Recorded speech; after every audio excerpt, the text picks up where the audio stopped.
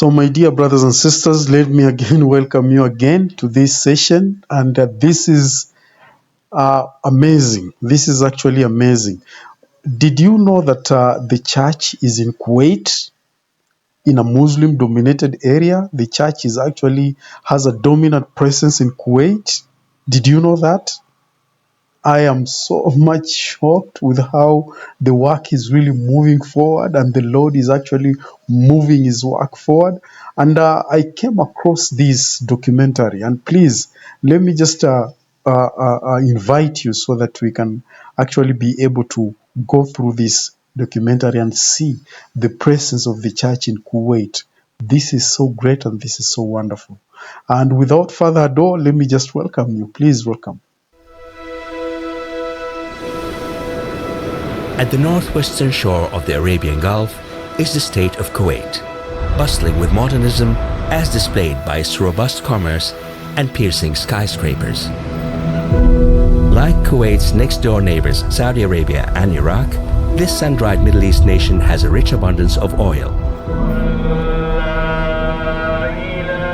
Yet, Kuwait is also known for its rich tradition as peacemakers in the region, including religious tolerance. Such increase of religious rights has been granted to the Church of Jesus Christ of Latter-day Saints. The mosque is considered a house of God.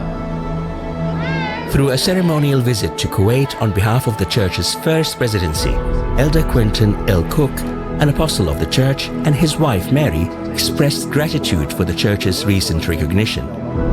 It's the first time a religious organization has been formally recognized in Kuwait in more than 40 years.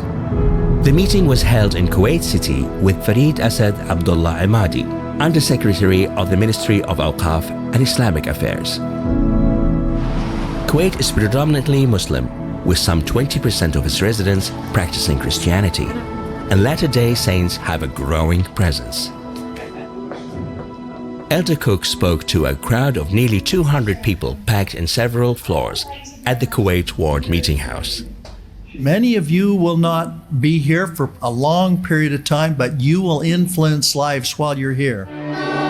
While the formal recognition strictly prohibits the proselyting to and baptism of Muslims, the Church's increased standing strengthens the opportunities to operate, serve, and worship.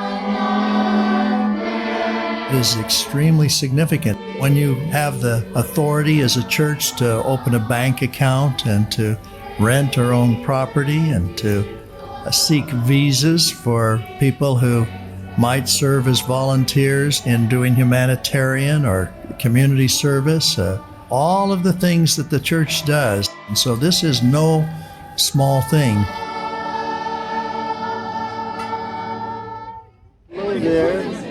Pioneer church members in Kuwait reflected on the occasion.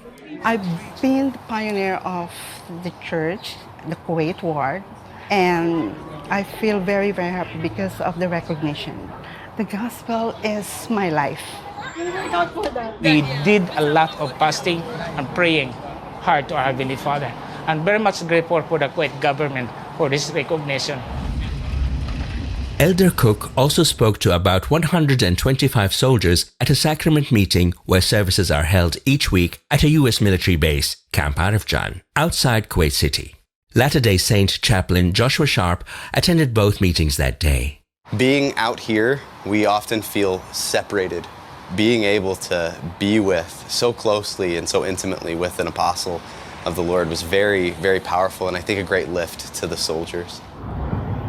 While in Kuwait, Elder and Sister Cook visited with a senior member of the Kuwaiti royal family, Her Excellency Sheikha Intisar Salim Al-Ali Al-Subah. And you come from a really good family. I come from a long line of peacemakers. At a traditional gathering for men known as a Diwaniyah, local community government and interfaith leaders visited with Elder Cook, giving them an opportunity to be better acquainted with the church. And there are incredible desserts back here. Come on back here. And they're not big. Come on. Led by Sister Cook, Latter-day Saint women also gathered for fellowship. We've been through a lot. But then, one of the good things that we are grateful because we have the church here. We have another family to call. When we have this recognition, I was just so grateful because it was spread all over, not just here in Kuwait. It was like all over the world. There is strength in the group. You feel it, don't you? Kuwait was dedicated for the blessings of the restored gospel of Jesus Christ by Apostle Elder Jeffrey R. Holland in 2011 at this spot overlooking Kuwait City. I'm the only one that's got on a hat, but it is 120 degrees. And It was a moment symbolic of the good. Members of the Church of Jesus Christ of Latter-day Saints had been progressively providing for several decades to each other and the community. A moment now leading up to another beginning, official recognition. It gives us a chance to reach out and to be outgoing and to reach out to the outside communities, whether they be Christian or whether they be Islamic. We don't have to hide our light behind a bushel as such anymore. We're just so thrilled that the recognition came that can confirm the faith of so many members. I see incredible things are going to happen in the future. I wouldn't be surprised to see other countries in the Gulf give recognition that we don't now have. I wouldn't be surprised to see more of it come as a result of the leadership and the effort. For sure, this is actually the Lord's work. This is actually the Lord's work.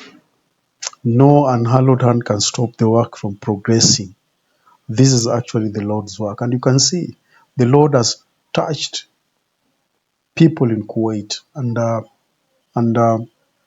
like most of the congregants you've seen there, most of them are people who've gone there for volunteers purposes. Others have gone there for work and all that.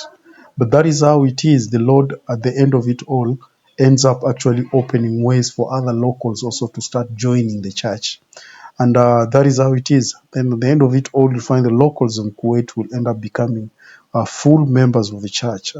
And the fact that the church has been given recognition, it shows that there are a lot of influence it does in terms of service and humanitarian aid.